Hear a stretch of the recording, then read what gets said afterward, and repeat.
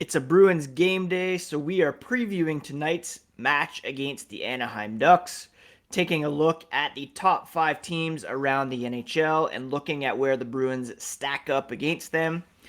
And also talking about the return of Pooh Bear, which is expected to be announced today with the new NHL reverse retro jerseys. So let's get into it on today's episode of Locked On Boston Bruins. You're Locked On Bruins, your daily podcast on the Boston Bruins. Part of the Locked On Podcast Network, your team every day.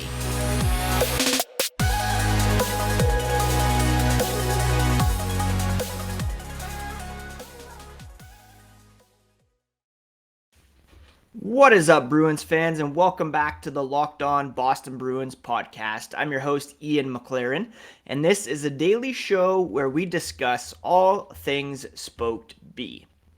I want to thank you so much for making Locked On Boston Bruins part of your day, every day, free and available wherever you get podcasts. So open up your podcast app, go to YouTube, search up Locked On Boston Bruins, and smash that subscribe button so that each new episode is automatically added to your feeds for you to download, listen, and enjoy.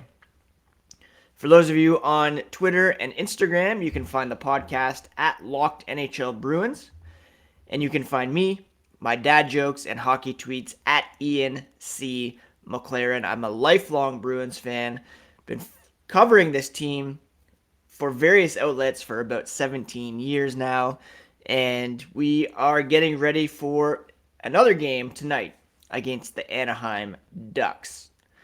Before I get into that, a quick correction corner from yesterday's podcast. In the mailbag section, I was asked to give my ideal lineup when everyone is healthy, and I neglected to include Pavel Zacha in there. So assuming Craig Smith has moved out, let's say Mike Riley is also moved out, here's what the lineup would look like for me. Top line of Brad Marchand, Patrice Bergeron, Jake DeBrusk. Second line of Taylor Hall, David Krejci, David Pastrnak. Third line, you have Pavel Zacha, Charlie Coyle, AJ Greer. And then on the fourth line, Nick Foligno, Thomas Nosek, and Jacob Lauko, with Jack Studnicka as the extra skater. A lot of you pointed out that perhaps it would be better to keep the check line together, put Taylor Hall on the third line. I'm not so sure about that. I think you should keep the top six with the best players involved and just ride that. That's one of the best top sixes around the NHL. On defense, Hampus Lindholm, Charlie McAvoy, Matt Grzelcyk, Brandon Carlo, Derek Forbort, Jakub Zboril, and Anton Stralman as the extra guy. So, apologies to Pavel Zacha for forgetting you were a member of the Boston Bruins. Not really. I have him in my fantasy league. Tried to make a play for him in another one yesterday. And happy that he's a Bruin. Speaking of which, the Bruins are back in action tonight against the Anaheim Ducks, a team that has started 1-3 to begin the season, a -9 goal differential. They do have some players, however, who can fill the net. I don't think this is a team to be taken lightly. Their issues are mostly on the back end. Their goaltending has been atrocious. John Gibson so far 1-2 with an .872 save percentage. But you still have to keep a lot of these forwards in check. Troy Terry with 6 points through 4 games. Trevor Zegras, always dangerous. They added Ryan Strome. Former Bruin Frank Vatrano looking to have a bit of a revenge game. Mason McTavish, Jakob Silverberg, Max Comtois. The list goes on. And they have John Klingberg in the mix as well. So, this is a team that has gotten off to a rough start. They are near the bottom of the NHL when it comes to possession numbers. 38.78 when it comes to shot attempt differential at 5-on-5. Very vulnerable team. The Bruins will be looking to get back on track after a disappointing effort the other night in Ottawa. This is a game the Bruins should win. They are skating this morning, and we'll get a better idea of who will be in the lineup. But I would like to posit that Jack Studnicka should get into a game here sooner than later. They're keeping him up because he is a player that would have to go through waivers to be sent down. But there's no point keeping him up just to have him sit in the press box. You've already had some movement in the lineup with Lauko sitting out for a game.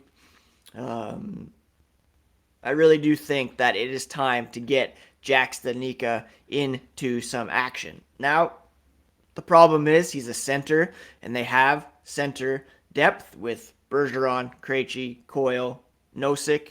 So you either have to scratch Nosek, put him on the fourth line, Studnicka, or you mix things up on the third line, put Studnicka on the wing, or put Charlie Coyle on the wing to get him in. But it's serving nobody to have him sitting in the press box, and I'd like to see Jack Studnicka get into the lineup sooner than later, ideally tonight. They've already played 4 games. He's watched them all. Jim Montgomery said, he knows it's tough for guys to be sitting out. You got to be ready, stay ready, and contribute when you do get the call. But it's got to be discouraging for Studnicka, and mix things up, give him a chance, see what he's got in there, and make a determination from that point as to who's going to stick in the lineup. But some guys could use a night off. He can come in. You have that extra forward, so you might as well use it. That's my suggestion for tonight's game, a winnable game against the Anaheim Ducks. I would expect Linus Ullmark to be back in net for the Bruins, although perhaps they'll give Swayman a chance to redeem himself, build some confidence. He said the other night that, he's going to do everything he can to redeem himself after a poor performance from him, certainly, but also from the team as a whole. But he was really taking that on himself, unnecessarily, but that's how goalies are sometimes.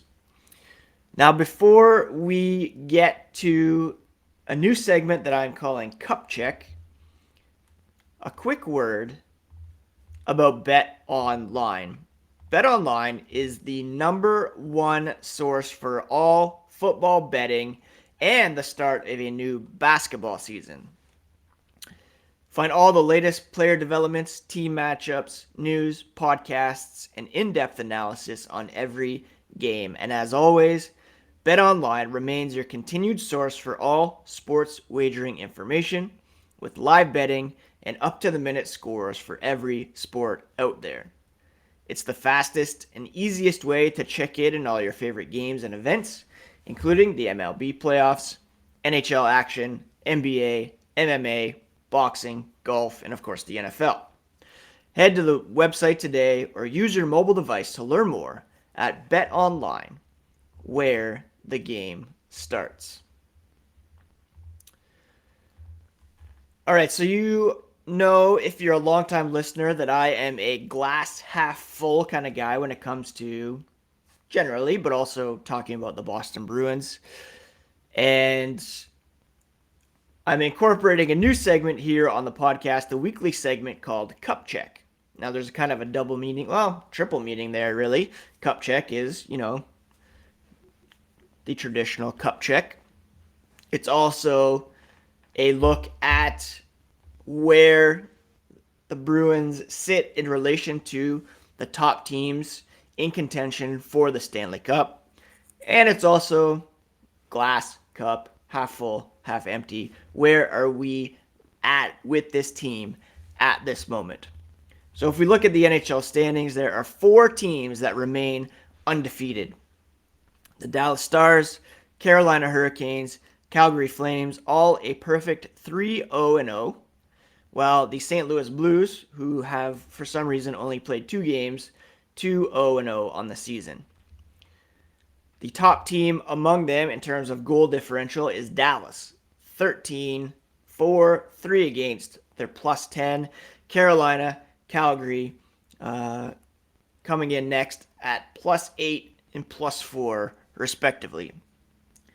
Now, I personally don't have Dallas as a legit Stanley Cup contender this season. I do think, however, that Carolina and Calgary are legit when it comes to competing for the Stanley Cup. The Stars, they do have a great mix of veterans and youth. They have an excellent goaltender in Jake Ottinger, who could certainly steal a game, a series for them. They're a team to keep an eye on for sure. But I had personally Calgary and the Rangers in the Stanley Cup final as my preseason prediction. When it comes to underlying stats, Dallas not as encouraging possession-wise. They do have the plus 10 goal differential, but they have a 43.6 shot attempt differential, meaning they're giving up way more shot attempts than they are generating at 5-on-5. We've talked about PDO on the podcast before. That is a team's shooting percentage and a team's save percentage added up, and the general sense is that teams will average out at around an even 100. The Stars right now, they have a save percentage of 96.77, 5-on-5, a shooting percentage of 13.73 for a league high PDO of 110.5, which is very high. It means they are due for some regression either in goaltending or shooting percentage.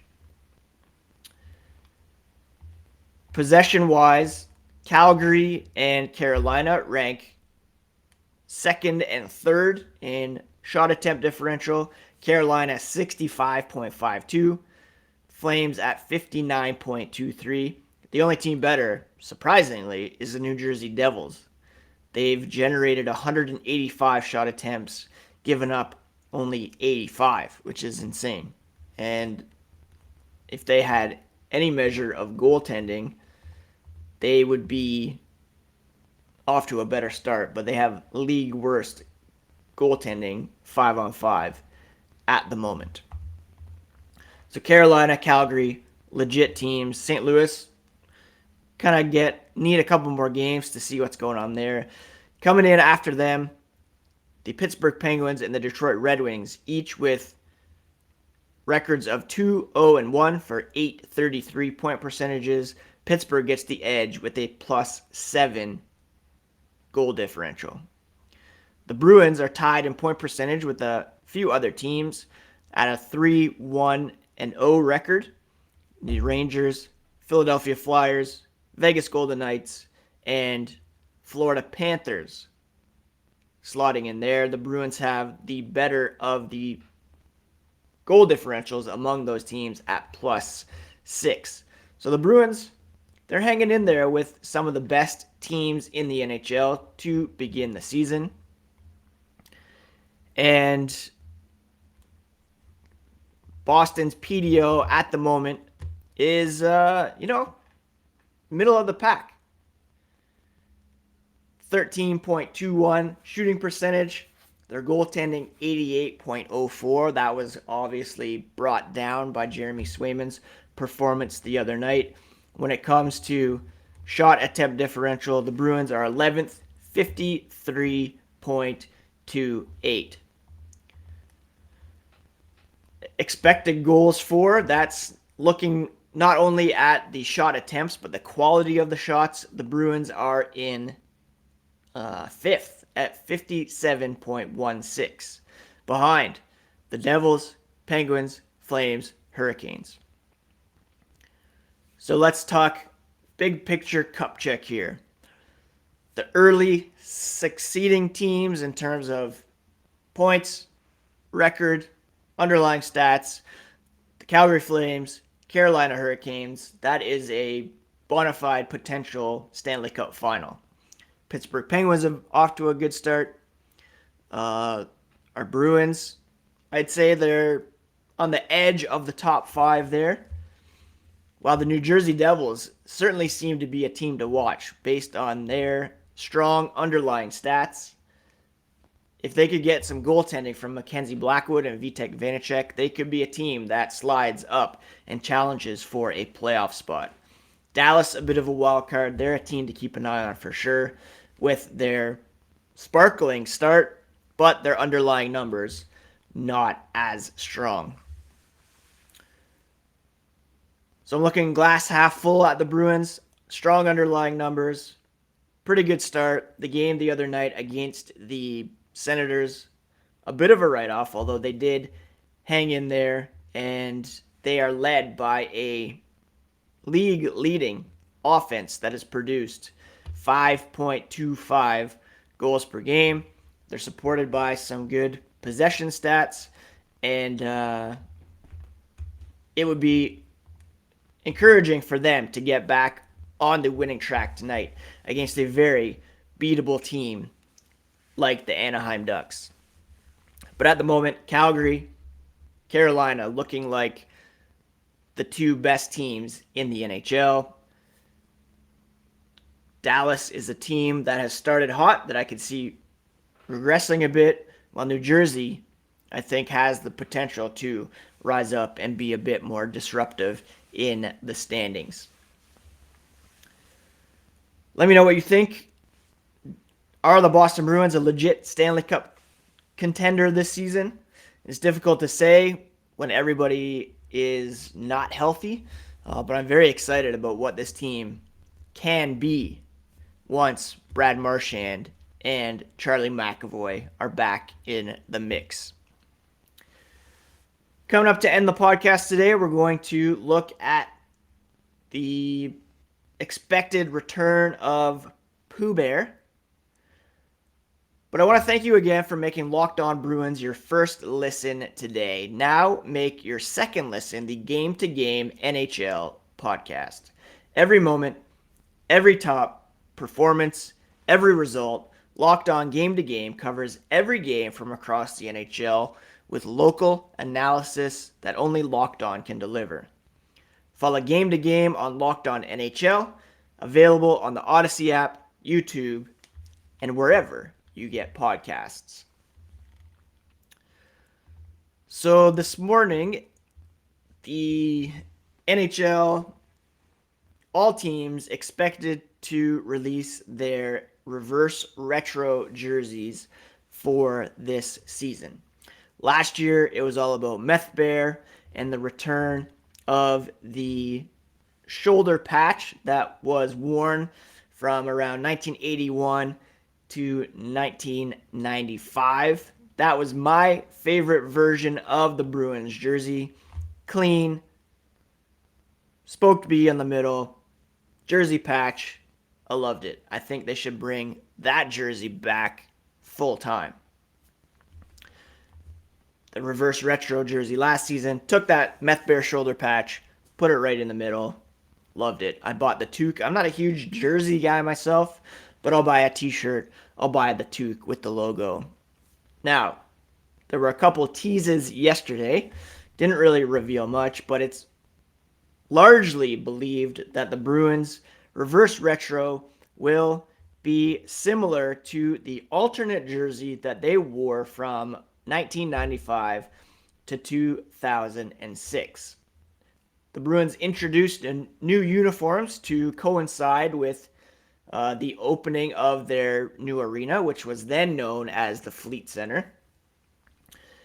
There was a new look to the home and away jerseys, a new shoulder patch, taking Meth Bear off the table and replacing it with a big brown bear head that was affectionately called Pooh Bear in honor of Winnie the Pooh.